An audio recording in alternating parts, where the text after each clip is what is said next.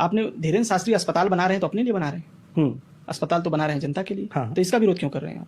मैं कह रहा हूं कि धीरेन्द्र शास्त्री से उम्मीद क्यों है कि वो अस्पताल बनाए। हाँ। आसाराम बापू ने अस्पताल नहीं बनाया था, राम रहीम जी ने अस्पताल नहीं बनाया था।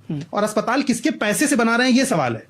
क्या सरकार के पैसे से बना रहे हैं, क्या अपने पैसे से बना रहे हैं? जनता के पैसे से बना रहे हैं ना। तो फिर हर गांव में एक जनता अपना फंड बना के अपना खुद का अस्पताल खोल ले। धीरेन्द्र शास्त्री की जरूरत क्या है? बात तो सही है।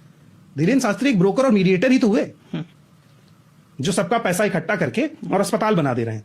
ठीक है, तो फिर आपको ऐसे बाबा की जरूरत क्यों है? अगर धीरेन्द्र शास्त्री से मिलकर किसी को खुशी मिल रही है तो आपको क्या दिक्कत है? अगर किसी को सिगरेट पी के खुशी मिल रही है तो सरकार उस पर क्यों ये सूचना चाहती है कि सिगरेट पीने से कैंसर होगा?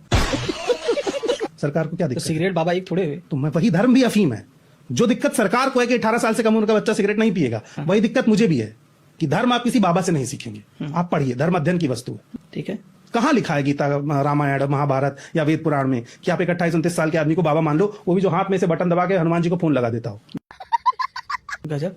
मैं आपके सामने ये काम करूं तो आप मुझे मूर्ख कहेंगे? आप मुझसे मित्रता रखेंगे? फिर मुश्किल है। और आप मेरे सामने ये काम करें तो मैं पॉडकास्ट छोड़ के चला जाऊंगा। लेकिन जो आदमी नेशनल टेलीविजन पे काम कर रहा है उसकी आप पूजा कर रहे हो और अपने बच्चे को आप आइंस्टाइन बनाना चाहते हो। चलो भाई देखो अब मैं क्या करता बात करेंगे। सीधी सी बात बताऊं, धर्म क्या करता है। हाँ। आप सबने महाराष्ट्र का अशोक करात वाला वीडियो देखा होगा कि धर्म कितनी मूर्ख चीज है। 58 पढ़ी लिखी शिक्षित महिलाएं जिनके पति ऊंचे सरकारी पदों पर हैं, वो अगर शारीरिक शोषण का शिकार हो रही हैं तो उसके मूल में धर्म है। तो आप समझिए कि धर्म जो है वो सिर्फ और सिर्फ शोषण करने का टूल है, उसके अलावा कुछ नहीं है। पढ़ी लिखी शिक्षित महिलाओं को एक ज्योतिषी कन्विंस कर लेता है कि अगर तुम मेरे साथ संभोग नहीं कर रही हो, सो नहीं रही हो, तो तुम्हारे पति की मौत हो जाएगी। मान ले रही, और वो मान ले रही हैं। इतनी शक्ति किस चीज में है? केवल धर्म में है। ऑक्सफोर्ड यूनिवर्सिटी को रिसर्च करनी चाहिए इस पे। और 10वीं फेल है वो। वही मैं कह रहा हूं कि उसके पास क्या है? सिर्फ एक टूल है धर्म का, और वो भी इसलिए काम आ रहा है क्योंकि आपके अंदर धर्म के नाम पे पहले से फियर है। आपको लगता है करवा चौथ का व्रत नहीं रखा तो मेरा पति मर जाएगा। और ब्रिटेन में और लंदन में और यूएस में कोई रखता ही नहीं करवा चौथ का व्रत, तो वहां क्या पुरुष मर गए सारे? पुरुष विहीन हो गई धरती? नहीं हुई। यानी कुछ तो ऐसा है जो धर्म आपको मूर्ख बनाता है। मैं देख के हैरान था कि ऐसा कैसे संभव है। एक आदमी जो ना शिक्षित है, जो ना सहज है, सिर्फ एक ज्योतिष है जो ज्ञान दे सकता है, धर्म के नाम पे आपको मूर्ख बना सकता है। उसने 58 महिलाओं का शोषण कर लिया। और जिस महिला के ऊपर महिलाओं की जिम्मेदारी थी, महिला आयोग की अध्यक्ष, वो उनमें से एक है। ये तो बड़ा आश्चर्यजनक है। ये कितना देखिए शर्मनाक है। ये काम कोई और नहीं कर सकता। ये ड्रग्स नहीं कर सकता, अफीम नहीं कर सकता, गांजा नहीं कर सकता, शराब नहीं कर सकती। ये काम सिर्फ धर्म कर सकता है।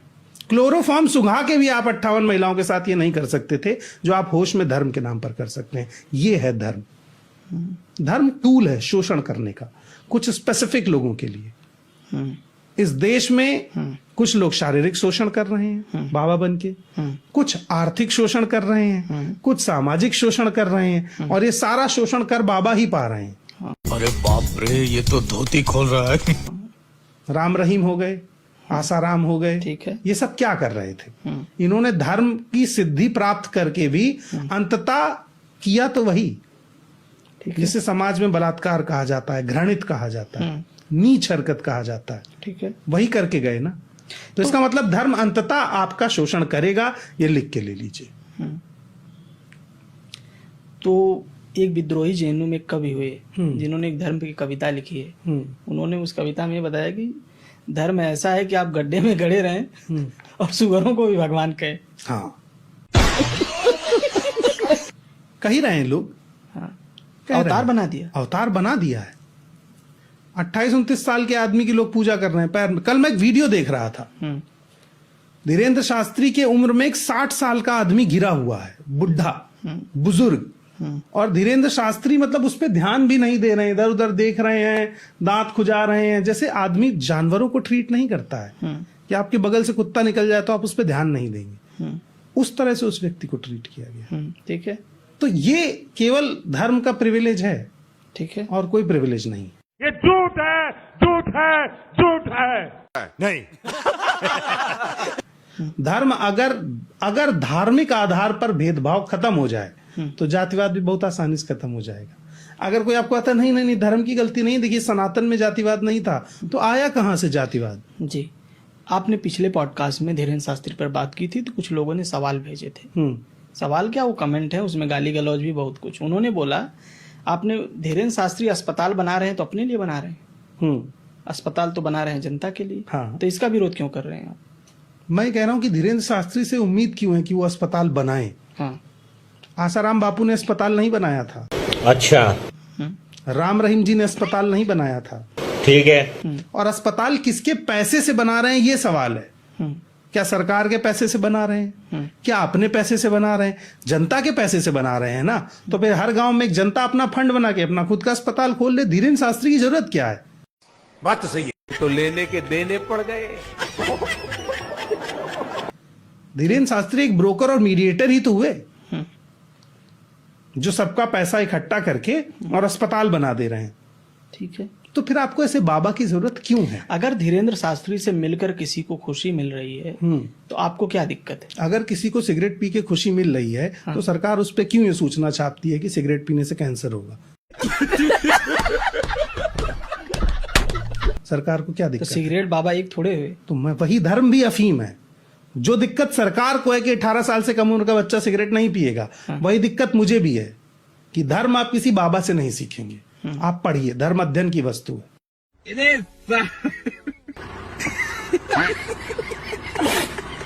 उसमें भी उम्र का क्लॉज होना चाहिए क्या? कुछ अध्ययन का क्लॉज होना चाहिए। हाँ। भारत में धर्म को कभी विषय की तरह पढ़ाया नहीं गया, क्योंकि जिसने पढ़ लिया वो पाखंड से हट जाएगा। ठीक है, कहाँ लिखा है गीता, रामायण, महाभारत या वेद पुराण में कि आप एक 28-29 साल के आदमी को बाबा मान लो, वो भी जो हाथ में से बटन दबा के हनुमान जी को फोन लगा देता हो? गजब। मैं आपके सामने ये काम करूं तो आप मुझे मूर्ख कहेंगे? आप मुझसे मित्रता रखेंगे? फिर मुश्किल है। और आप मेरे सामने ये काम करें तो मैं पॉडकास्ट छोड़ के चला जाऊंगा। लेकिन जो आदमी नेशनल टेलीविजन पे काम कर रहा है उसकी आप पूजा कर रहे हो, और अपने बच्चे को आप आइंस्टाइन बनाना चाहते हो।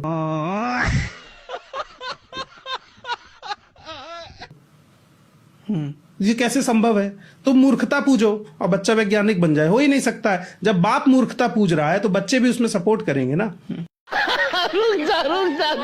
सो दोस्तों, वीडियो छोड़ के मत जाना, वीडियो अभी और बाकी है। और जैसा कि आपने अभी तक जो वीडियो देखा है उसको देख करके आप अच्छे से समझ गए होंगे कि ये भाई लोग क्या कहना चाहते हैं। मतलब धर्म को गलत नहीं कहना चाहते, लेकिन जो लोग धर्म के आड़ में गलत काम कर रहे हैं उनको गलत कहना चाह रहे हैं।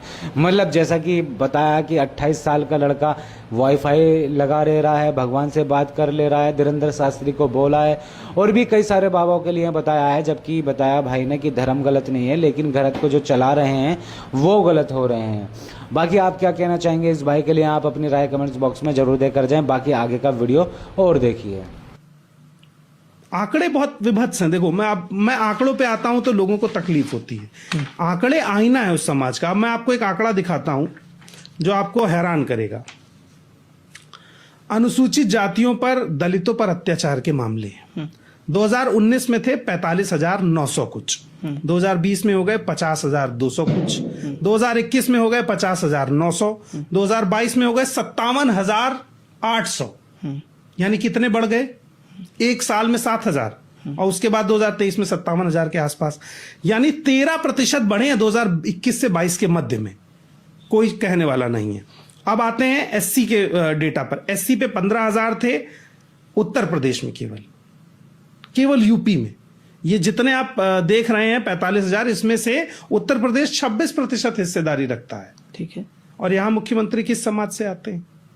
राजपूत। तो ये असर करता है। जब बहन जी थी तभी डाटा कम हुआ। ये एक मेंटल साइकोलॉजी है कि हमारा आदमी बैठा है, देखते हैं क्या कर लोगे। अरे बाप रे, ये तो धोती खोल रहा है। मैं चाहता हूं कि आपने योगी आदित्यनाथ का जिक्र किया, और योगी आदित्यनाथ जी ने एक कंपनी को, एक छोटी सी कंपनी को, पूछ AI, हाँ उसका नाम है पूछो AI। हाँ, पूछो AI जो है उसको कितना पैसा दे दिया, और अब वापस भी ले लिया है दबाव में। पैसा दिया नहीं था, एक MOU साइन हुआ था कि हम 25,000 करोड़ रुपए का कॉन्ट्रैक्ट करते हैं कि हम काम करें। अगर सवाल नहीं उठाता तो पैसा देते। अब उसमें भी एक मजेदार बात समझिए, ये एक इमेजिनरी अमाउंट था जो लोगों को मूर्ख बनाने के लिए बोला गया था। एमओयू में सरकार चाहती तो 5 करोड़ भी खर्च करके एमओयू कैंसिल कर सकती थी, ठीक है, और 25,000 करोड़ तक भी जा सकती थी। 2023 में योगी आदित्यनाथ ने अयोध्या को एआईसीटी बनाने का प्रोजेक्ट लॉन्च किया था और एमओयू साइन किया था। 3 साल होने जा रहे हैं, बन गई एआईसीटी नहीं। एमओयू की कोई वैल्यू नहीं है। ये सिर्फ इसलिए साइन किए जाते हैं कि 10 ट्वीट हो जाएं, 5 फेसबुक पोस्ट हो जाएं, बढ़िया ग्राफिक्स बन जाएं, 100 होर्डिंग लग जाएं, तो जो प्रचार का बजट है वो भी चल जाए और लगे कि योगी जी कुछ एआई जनरेटेड कर रहे हैं। तो लेने के देने पड़ गए। लोग बोलते हैं कि योगी जी अपने लिए तो कुछ कर थोड़े रहे हैं, उनका कौन है, ना परिवार है ना फैमिली है, वो तो जनता के लिए ही कर रहे हैं। नहीं तो ये सर्टिफिकेट थोड़ी है। हाँ, ऐसा आदमी जिसका परिवार ना हो, फैमिली ना हो, हाँ, आपके समाज में उसको किस नजर से देखा जाता है? उसको लोग जिम्मेदार समझते हैं? हाँ, नहीं समझते हैं। तो फिर योगी जी को क्यों समझा गया इतना जिम्मेदार कि वो स्टेट चला ले? बात तो सही है। आपको लगता है वो चला सकते हैं? देखिए, मैं किसी चला की तो रहे क्षमता हैं। पे सवाल नहीं खड़ा कर रहा हूं। हाँ, अगर योगी जी स्टेट चला सकते हैं तो एक 12वीं पास आदमी उत्तर प्रदेश का भी स्टेट चला सकता है। दोनों में फर्क क्या है? कपड़े भर का ही तो फर्क है। बस वो भगवा कपड़ा नहीं पहन रहा है, वो शर्ट पैंट पहन रहा है, रिक्शा चला रहा है, धोती कुर्ता पहन रहा है। ठीक है। अगर यही एक पैमाना है कि भगवा पहन के पूजा करने से आप मुख्यमंत्री बन सकते हैं, तो फिर तो रास्ता बहुत आसान हो गया है। दलितों को भगवा पहनाइए, पूजा कराइए, मुख्यमंत्री बनाइए। ठीक है। वो तो नहीं संभव है। तू समझा? हाँ। नहीं, तू समझा नहीं। यही समस्या है। यादव कथा पढ़े तो पीटा जाएगा, तो कैसे मुख्यमंत्री बनेगा भगवा पहन के वो? पर यादव भी तो क्षत्रिय हैं, ऐसा आजकल मुहावरा चल रहा है। यादव कुर्मी ये लोग क्षत्रिय हैं, बहुत सारे लिखते भी हैं सब। हाँ, तो क्यों तब कथा तक नहीं है कर जब पाए? तक कोई छत्री आके इन्हें बता नहीं देता है कि तुम यादव हो। हाँ, तभी तक है। तब तक है बस। आप सेल्फ क्लेम्ड हैं, आपको अधिकार मिला नहीं है, आपने मांगा है। अधिकार कौन देगा ये? वही देंगे जो हैं, और वही बताएंगे कि तुम नहीं हो। समझ रहे हो? तो मुझे उम्मीद है कि ये वीडियो देख करके आपको बहुत आनंद आया होगा। इस वीडियो को ज्यादा से ज्यादा शेयर करिए और हमारे इस पेज को फॉलो जरूर करिए। मिलते हैं फिर किसी और वीडियो में, तब तक के लिए धन्यवाद।